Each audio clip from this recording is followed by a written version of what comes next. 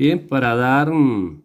cierre a este importante evento, como es el segundo Congreso Educativo Internacional de Niveles y Modalidades, queremos presentarles a nuestra ponente, la licenciada María Brown, desde Ecuador, quien se destaca por ser licenciada en Relaciones Interinstitucionales por la Universidad de San Andrés de Buenos Aires, Argentina. Cuenta con un diplomado superior en Diseño, Gestión y Evaluación de Proyectos de Desarrollo por la Facultad Latinoamericana de Ciencias Sociales, Flaxo, maestría en Educación Especial en la Universidad de Tecnología Equinoccional, asesora del viceministro de Educación, subsecretaria de Educación Especial e Inclusiva y subsecretaria de Fundamentos Educativos en el Ministerio de Educación del Ecuador. En la actualidad se desempeña como oficial de Educación, la Ciencia y la Cultura para la Organización de las Naciones Unidas, UNESCO, en Quito y representante para Bolivia, Colombia, Ecuador y Venezuela, coordinando la asistencia técnica que la UNESCO brinda a los estados de la subregión andina para el cumplimiento del Objetivo de Desarrollo Sostenible número 4 para una educación inclusiva y de calidad para todos y todas a lo largo de toda la vida. Las principales áreas de atención son educación para la ciudadanía mundial, educación de desarrollo sostenible, educación y formación técnica y profesional, educación inclusiva y políticas públicas educativas. Con esto damos cierre a este importante evento y esperamos que sea del mayor provecho para todos.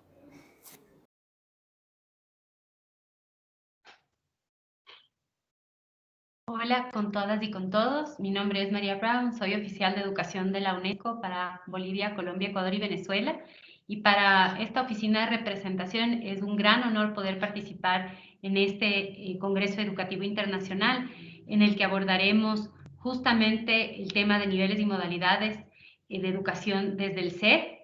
Un agradecimiento también a la Dirección de Educación de la Gobernación del Estado de Mérida, quienes nos hicieron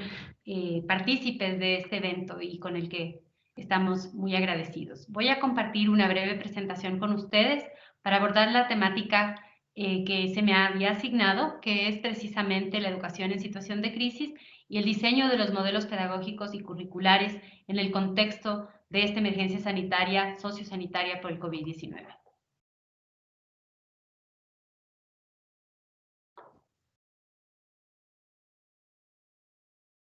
Muy bien. Primero quisiera poner de contexto que el accionar del sistema de Naciones Unidas y que tenemos en mente en el diseño de esta respuesta a la emergencia se enmarca en los Objetivos de Desarrollo Sostenible, en la Agenda 2030 para el Desarrollo Sostenible, que tiene como desideratum no dejar a nadie atrás. Nadie se debe quedar atrás. Y en educación esto es fundamental. El Objetivo de Desarrollo Sostenible 4, específicamente destinado a una educación de calidad para todas y todos a lo largo de toda la vida, plantea que en cualquier situación, incluso emergencia, la garantía del derecho a la educación debe ser para todas y todos y debe además darse en distintos espacios, modalidades, formatos, en lo presencial, en lo semipresencial, en la distancia, es decir, adecuándose a los contextos específicos. Vamos a empezar solamente con un breve recuento del contexto, la situación de la educación en América Latina y el Caribe, muy a grandes rasgos. Ustedes van a poder ver algunos datos en pantalla, los cuales me referiré brevemente y completar, bueno, posteriormente información si ustedes lo requieren. Primero, por supuesto que esta crisis sociosanitaria ha puesto de relieve desigualdades que ya existían en nuestra región. Esta es una de las regiones, la región más desigual en el mundo y esta crisis no ha hecho sino acentuar esas desigualdades. Esto quiere decir que a pesar de que hablamos de que el derecho debe ser garantizado para todas y todas sin ninguna distinción, esto en la práctica no necesariamente sucede porque existen algunas brechas que están asociadas con distintas realidades y condiciones de la población, como es el lugar en donde se reside, hay una diferencia entre la ruralidad y los sectores urbanos, por ejemplo, el acceso a educación en estos dos sectores, tiene también que ver, por ejemplo, con elementos que tienen que ver con ingresos, es decir, las situaciones de pobreza que pueden también tener algunas familias. En segundo lugar, es una región en donde hay carencia y fragilidad en sistemas educativos que todavía son un reflejo de las necesidades de los estados para garantizar este derecho. Y existen estas desigualdades estructurales que por supuesto, inciden en este proceso de acceso, permanencia, aprendizaje, promoción y culminación de la educación. Todo el ciclo para garantizar la educación de las y los estudiantes. 48 de cada 100 estudiantes en esta región culminan los estudios secundarios. Y esto es solamente un dato, pero que creo que es bastante impactante, y quisiera ahondar un poco en esto con algunos también cifras que dan cuenta de justamente la conclusión de la educación primaria y secundaria según país en nuestra región. En este cuadro ustedes pueden ver los datos referentes a la educación primaria y pueden ver que en el promedio de los países, un 80% de los estudiantes en educación primaria culminan sus estudios, es decir, terminan los estudios que tienen que ver con educación primaria en los países de la región, en donde de todas maneras existen algunas brechas y desigualdades. Ustedes podrán ver en la lámina algunas diferencias, ¿no? Y pueden ver allí precisamente en tercer lugar a Bolivia, por ejemplo, y Venezuela, que está al extremo derecho. En secundaria, la situación se agrava y vemos que también la culminación de la educación secundaria en esta región baja significativamente con relación a la educación primaria. Y vemos que el promedio se acerca más al 40%, entre el 40 y el 50%. Y vemos enormes desigualdades entre distintos países, en donde nuevamente Venezuela está ubicado en el extremo derecho. Esto quiere decir que hay un desafío ya pre-pandemia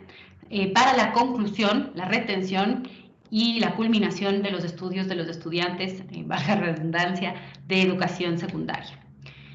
165 millones de personas han sido afectadas en Latinoamérica y el Caribe con el cierre de las instituciones educativas a causa del COVID-19. Estos datos se han ido actualizando también el impacto y reapertura de instituciones educativas en la página destinada a este fin en la UNESCO. Les invito a revisarla, y a las acciones que también se están emprendiendo para garantizar la continuidad del derecho a la educación. Sin embargo, el dato es alarmante, es muchísima la población afectada, sino todos los niños, niñas y jóvenes de esta región han sido afectadas en sus estudios por esta pandemia, y la respuesta que han dado los estados también puede haber hecho una enorme diferencia en si es que había una continuidad en la educación, así no sea presencial, podría ser en otras modalidades o no.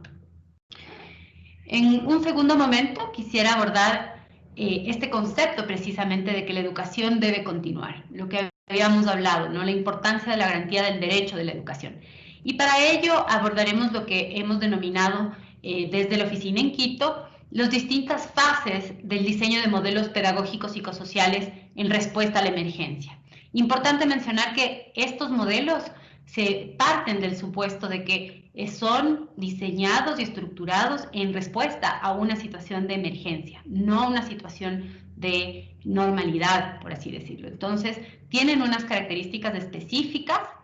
que responden a los modelos, diseños y estudios vinculados a la garantía del derecho a educación en entornos de emergencia, crisis o riesgo. Y existen tres fases. Una primera fase, que es la del modelo pedagógico de entornos no presenciales. Esto responde a la necesidad de los países de mantener a la población en aislamiento social voluntario o en cuarentena en algunos casos, y donde las medidas de movilidad han sido restringidas para poder garantizar el estado de salud de la población y reducir la probabilidad de contagio del virus. En estas circunstancias se encuentran todavía la gran mayoría de los países de la región, y en estas circunstancias debemos diseñar entonces modelos pedagógicos con un currículo priorizado que responda a los entornos no presenciales.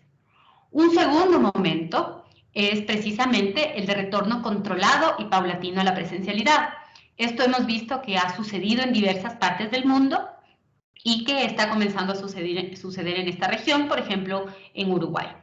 ¿Qué sucede con esta segunda fase? Esta segunda fase se caracteriza por que no hay un paso firme y fijo de la educación a distancia a una educación presencial. Estamos observando en distintos países del mundo, como España, por ejemplo, que se ha podido retornar por periodos a modelos semipresenciales, en donde existe algún porcentaje de asistencia de los estudiantes a las infraestructuras, a las instituciones educativas, pero han debido, dependiendo de cómo evoluciona el virus y su ciclo, volver a una situación de aislamiento social. Entonces, esta segunda fase se caracteriza por tener que diseñar un modelo flexible que deba reconocer la necesidad de oscilar entre modelos de presencialidad, semipresencialidad y distancia, dependiendo de las situaciones del país, pero también específicas de las regiones y de cada institución educativa. Entonces, aquí hablamos de una necesidad de flexibilizar los modelos educativos. En ambos casos, tanto en la fase 1 como en la fase 2, se responde a priorizaciones de contenidos curriculares en emergencia, en donde se define cuáles son los objetivos del aprendizaje que cada uno de los estados va a promover y considera esenciales para que las y los estudiantes no se vean afectados en sus aprendizajes por la suspensión de las clases presenciales. Y una tercera fase, que ya es una adaptación del modelo pedagógico previo a la emergencia a un nuevo modelo pedagógico. Aquí se enmarca el debate de cuáles son los futuros de la educación y qué nos planteamos como un modelo pedagógico post-pandemia. Invitamos a pensar desde UNESCO en este escenario de los futuros, diversos futuros posibles de la educación que se adecúen a los nuevos contextos y a las nuevas realidades y que no necesariamente vuelvan al status quo pre-pandemia.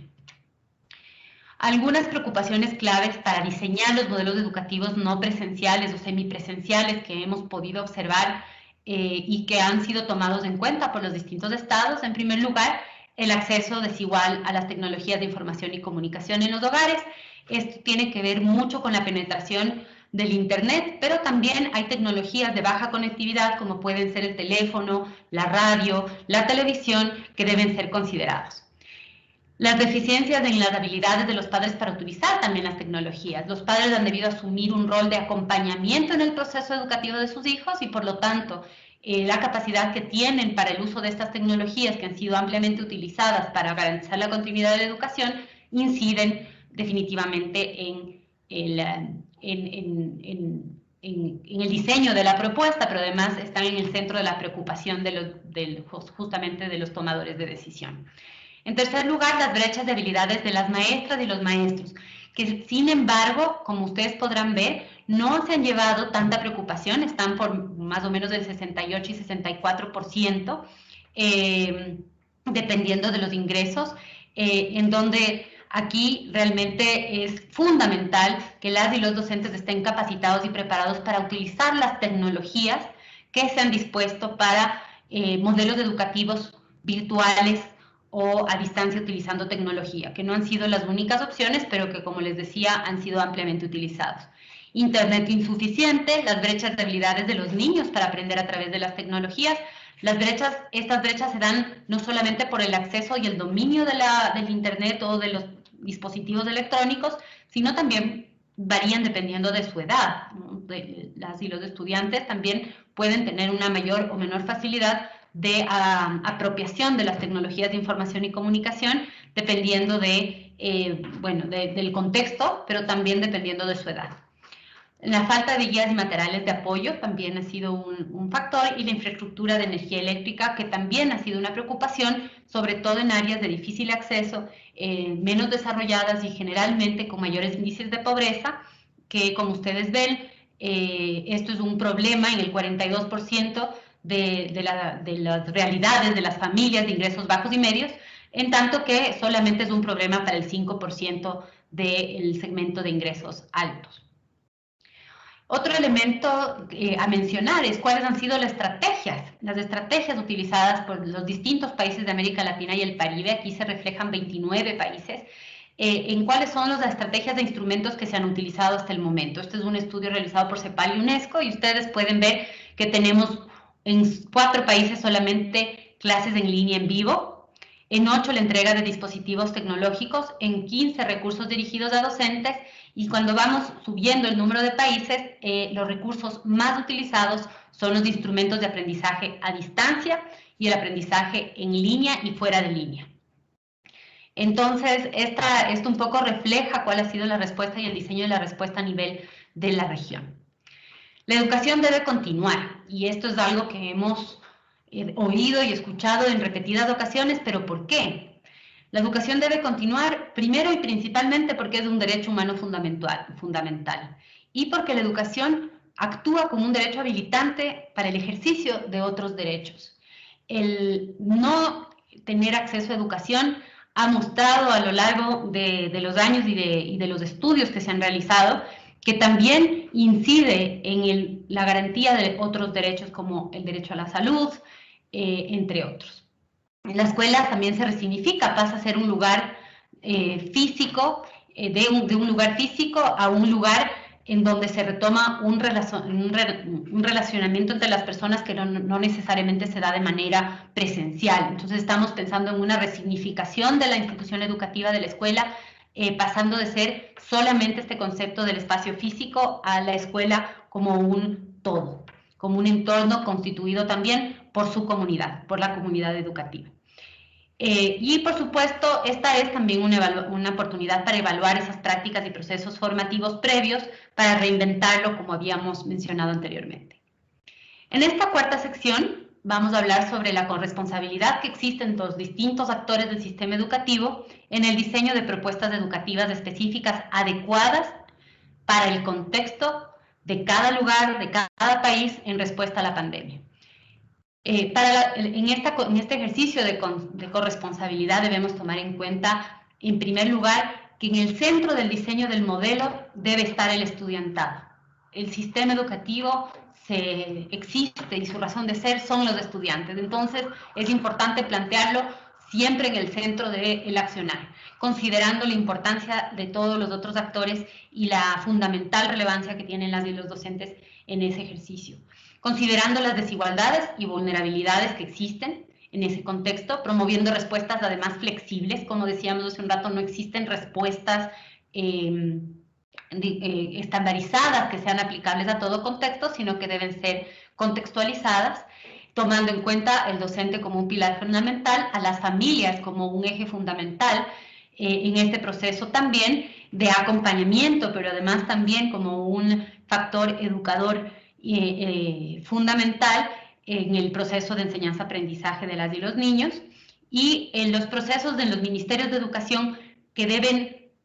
ser quienes emitan algunos lineamientos, guías y produzcan algunos recursos educativos, y el acompañamiento de organizaciones no gubernamentales, de organizaciones de la sociedad civil, redes, academia, etcétera.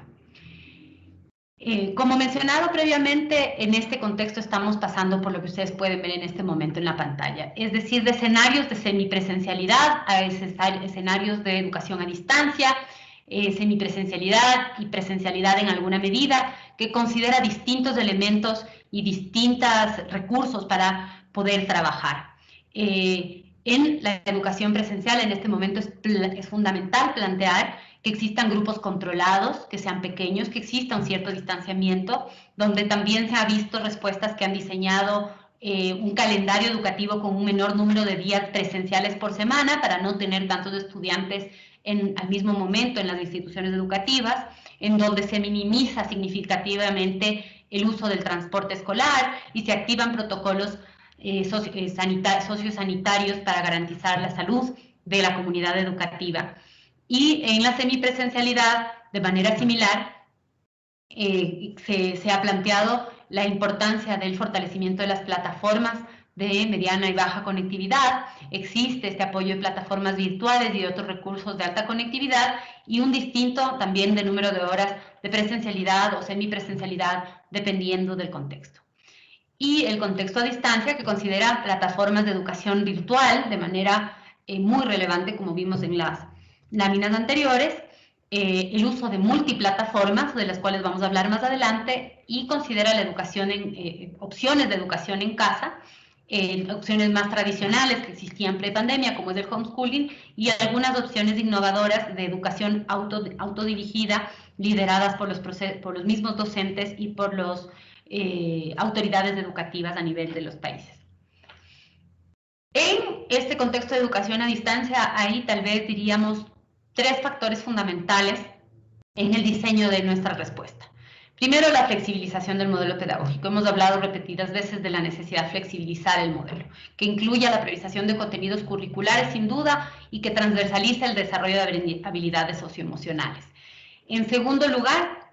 la adaptabilidad de los mecanismos de gestión escolar, el diseño de estos protocolos de acciones que deben tomarse en las distintas modalidades debe ser claro y debe responder a los contextos de cada una de las instituciones educativas, utilizando también plataformas múltiples y alternativas de comunicación con la comunidad, como pueden ser radios comunitarias, para acceder a procesos educativos del estudiantado y el acompañamiento de sus familias. Y en tercer lugar, el desarrollo y promoción de la autonomía del estudiantado. En esta modalidad a distancia, uno de los elementos que se ha mostrado ser muy relevante y tal vez un desafío fundamental es el poder generar el estudio autónomo y el trabajo autónomo de los estudiantes. En muchos casos esto implica el acompañamiento de la familia y esto pone una carga importante en las familias, una carga que no teníamos previo a la pandemia, que debe ser reconocida y que también debe ser abordada en medidas de apoyo psicosocial y apoyo con guía a cada una de las familias. Por otra parte, en el diseño de ya modelos de retorno paulatino y controlado a una semipresencialidad o presencialidad, debemos reconocer la innovación, algunas buenas prácticas que se han dado ya hasta el momento, poner de relieve aquellas buenas prácticas, revalorizarlas y sacar también esas lecciones aprendidas. Valorar las experiencias de aprendizaje interdisciplinar que se han dado. Al estar los estudiantes en entornos de hogar, continuando con la educación, las respuestas educativas que se han diseñado con modalidades de planificación por proyectos interdisciplinares han mostrado ser muy eficientes, muy útiles, porque además se pueden anclar en el devenir cotidiano de las familias, utilizando lo que son las interacciones normales dentro del hogar como oportunidades de aprendizaje también, pero también dándole un significado, haciendo significativas estos procesos de enseñanza-aprendizaje cuando trabajamos a través de proyectos o interdisciplinares que abordan temáticas que son relevantes para el momento que están viviendo la de los estudiantes. Como habíamos hablado de innovación, también resaltar aquellas medidas de innovación que se han dado en las localidades, en los territorios, y ver estas diferencias que existen en las distintas respuestas, volviendo a la idea de la flexibilización y del diseño específico, diferenciado de modelos y respuestas que se adecúen a los contextos. Fortalecer las capacidades del profesorado, sin duda, esto siempre es importante, y el uso de las tecnologías, pero también de la capacidad del profesorado, por ejemplo, para la enseñanza de habilidades de aprendizaje socioemocional, tan relevantes en este momento, las capacidades del profesorado en el uso de las tecnologías, pero también las comunidades de cuidado, las comunidades de práctica que los docentes pueden generar para tener un apoyo y contar con respaldo de sus pares. Revisar y actualizar la priorización curricular. Al inicio de la pandemia se ha hecho una priorización curricular en la mayoría de países de la región. Una vez que estamos pasando a este segundo momento, a esta segunda fase, habría que repensar esa priorización curricular, identificar cuáles son los contenidos curriculares realmente relevantes y pensar en exactamente cuáles son las habilidades y competencias que las de los estudiantes deben haber adquirido y deben adquirir para este mundo en pandemia y para el mundo post pandemia. Mantener y generar estrategias para la atención a la diversidad, sin dejar a nadie atrás, considerando las poblaciones más vulnerables. Aquí tenemos que pensar, sin duda, en poblaciones en situación de movilidad, poblaciones con discapacidad, entre otras elementos de vulnerabilidad que requieren una atención específica y que requieren de algunas medidas de atención a la diversidad. Y podríamos decir que en este contexto de emergencia, la mayor parte de la población se encuentra en situación de vulnerabilidad, porque no estamos en una situación regular. Entonces, estas medidas de atención a la diversidad y la formación de los docentes sobre cómo atender a la diversidad se vuelve más importante y más relevante que nunca. Sostener un enfoque educativo centrado en estas habilidades del aprendizaje socioemocional antes mencionadas. Las familias están pasando por procesos también de pérdida difíciles, en donde la adquisición de estas habilidades socioemocionales se hace realmente fundamental. Y esto se une con la prevención de los mecanismos y el abordaje de situaciones de violencia y vulnerabilidad. Como ustedes sabrán, muchas de las encuestas que se han podido realizar en la región sobre los índices de, por ejemplo, violencia intrafamiliar, nos indican que en estos contextos de aislamiento ha habido un incremento en la violencia intrafamiliar y por lo tanto también estas deben ser abordadas desde el propio sistema educativo. No podemos ignorar que están sucediendo y por lo tanto los mecanismos para prevención del abuso y de la violencia, sobre todo contra las y los estudiantes, en este contexto se vuelve también un elemento a discutir en el diseño de una respuesta educativa, de una propuesta curricular. Implementar mecanismos de rendición de cuentas, sin duda, evaluación, monitoreo y comunicación de la respuesta educativa, en donde además en la evaluación nos planteemos cuál es el índice o el porcentaje de adquisición de las competencias y habilidades, es decir, no solamente que las y los estudiantes estén atendiendo a clases, que estén accediendo a las plataformas, sino si están o no adquiriendo los conocimientos que se han planteado como prioritarios, si es que están o no en un ejercicio de enseñanza-aprendizaje y no solamente en que están asistiendo, digamos así, sino que si realmente exista un proceso de aprendizaje efectivo. Rescatar y robustecer buenas prácticas de vinculación entre la familia y la comunidad. Sin duda, esta pandemia nos ha mostrado que ese vínculo con la comunidad y estas respuestas de la familia han sido tal vez el pilar más fundamental, en donde las familias han retomado en muchas ocasiones el contacto con la educación de sus hijos, se han informado más que lo que se informaban pre-pandemia sobre cuáles son los contenidos, qué están aprendiendo sus hijos, cómo aprenden. Y esto es algo rescatable. Esto es algo rescatable de esta emergencia y de cómo se han dado las cosas. Y debemos robustecer las buenas prácticas de la vinculación de la familia y de la comunidad con estos procesos educativos y de enseñanza-aprendizaje. Las familias tienen mucho que aportar y es fundamental para las instituciones educativas que se involucren de manera muy activa en los procesos de enseñanza-aprendizaje y en estos contextos de educación que se han tenido que trasladar en su gran mayoría a los hogares, esto se ha podido dar de mejor manera y facilitar, y podemos tener información muy interesante al respecto. Profundizar las medidas y acciones de bioseguridad, agua, saneamiento, las prácticas de higiene personal y la infraestructura educativa. Estos son también algunos elementos a considerar a la hora de diseñar los planes de retorno a las instituciones educativas, este retorno paulatino y controlado, en donde no solamente vamos a tener que preocuparnos del diseño del modelo pedagógico y de los contenidos curriculares, sino también de que el entorno y las medidas que se tomen de la gestión sean adecuadas. Para ello, para el diseño de todo esto que acabamos de mencionar, es importante plantear un abordaje interinstitucional. No podemos asignar la responsabilidad del diseño de estas respuestas exclusivamente a un actor o del sistema educativo, a una parte de la comunidad educativa. No es responsabilidad única del estudiante, pero el estudiante está en el centro y debe estar involucrado en el proceso de diseño de la educación que va a recibir, por así decirlo, a la cual él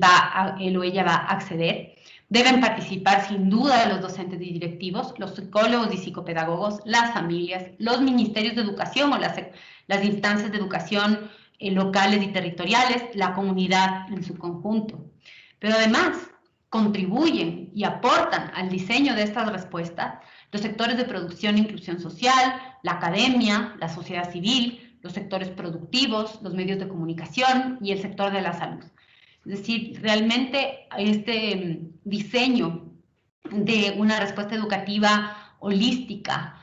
no debe caer en manos de una sola instancia y no debe ser responsabilidad exclusiva de un miembro de la comunidad, sino que debe existir este ejercicio de la corresponsabilidad en la construcción del diseño de los modelos tanto pedagógicos como de gestión. Y de alguna manera aquí hemos tratado de reflejar cómo se da este proceso de articulación y en diseño de la construcción participativa de modelos educativos desde nivel nacional al nivel territorial, en donde los órganos rectores, tanto de la política educativa como de la salud, intervienen. El órgano rector en la política de salud, por supuesto, determina algunas restricciones y condiciones para que los procesos educativos presenciales y semipresenciales se puedan dar. Aquí están las medidas de bioseguridad que se establezcan y en cada una de las localidades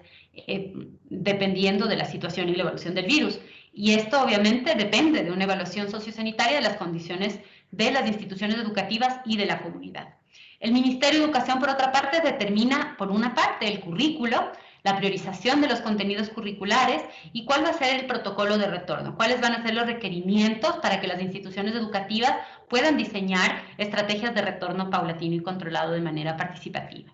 Y aquí elabora estos lineamientos generales con condiciones mínimas, pero que deben ser contextualizadas, y así vamos bajando al nivel territorial y pensando que se debe realizar un análisis de los desafíos de la inclusión educativa a nivel territorial, a nivel de cada institución educativa, para poder elaborar un modelo pedagógico, una planificación curricular en base a los insumos entregados por la autoridad nacional, pero también sobre la base de los diagnósticos de la comunidad educativa de cada una de las instituciones educativas, para de esta manera tener unos modelos pedagógicos y unos modelos de gestión educativa en respuesta a la pandemia que sean pertinentes y adecuados a la realidad específica de cada uno. Y en este proceso de la construcción de ese modelo pedagógico y de esas agendas de inclusión, como las llamamos, incide y participa de manera activa la comunidad, la familia, los medios de comunicación y todos los actores que mencionamos previamente. En este ejercicio de corresponsabilidad podemos mencionar algunas responsabilidades principales. En este momento estamos hablando primero de las responsabilidades de los directivos. En primer lugar, la socialización de este modelo pedagógico y el liderazgo en el diseño del mismo modelo pedagógico y hacer un seguimiento de los estudiantes. También aquí tenemos que abordar un desafío fundamental de la pandemia, que ha sido el incremento en los índices de deserción escolar. Hemos visto cómo en la pandemia hay estudiantes que han dejado de registrarse en los sistemas educativos y en muchos casos también que ha incrementado las situaciones de embarazo adolescente y trabajo,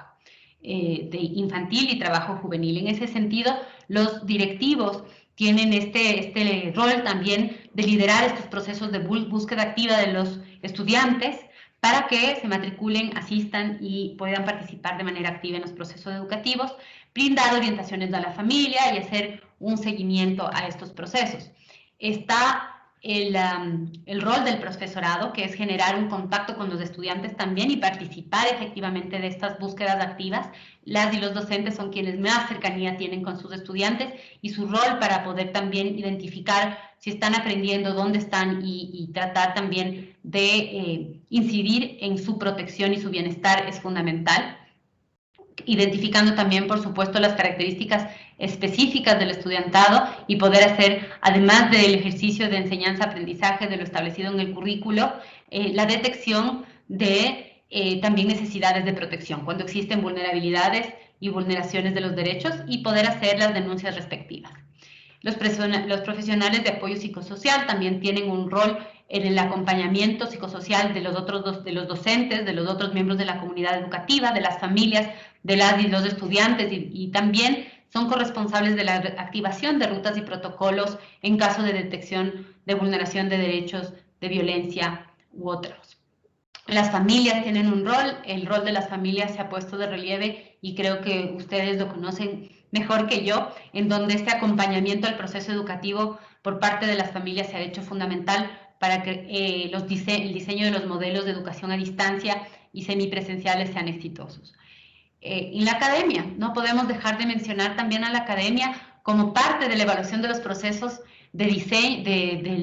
parte del proceso de diseño, pero también la evaluación de cómo se han implementado, cuál ha sido su impacto y plantear estas posibilidades de cuál es la educación que queremos para el futuro.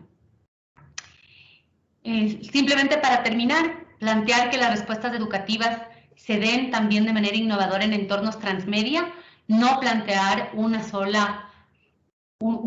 plataforma a través de la cual podemos llegar a los estudiantes, sino generar esta diversidad de ofertas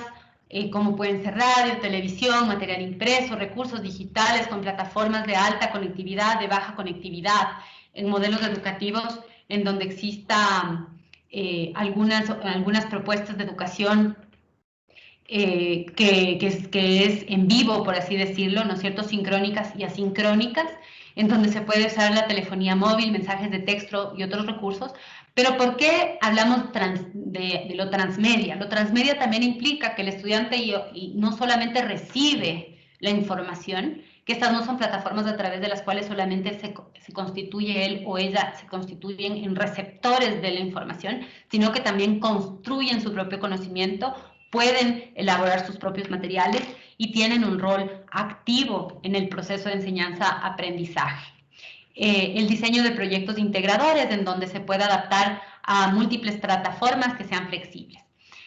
Con eso quisiera terminar invitándoles a todas y todos a que puedan revisar las publicaciones que tenemos en la página web de la oficina de la UNESCO en Quito. Ahí están una pestaña específica de proyectos de respuesta al COVID y de inclusión educativa, en donde ustedes podrán ver algunas de las publicaciones o orientaciones técnicas, pero también podrán tener acceso a algunos de los recursos educativos que hemos desarrollado y que podrían apoyar tanto a docentes como a familias, y ojalá esto sea de gran utilidad. Muchísimas gracias por la oportunidad. Espero que esta información haya sido de interés y de utilidad, y hasta luego.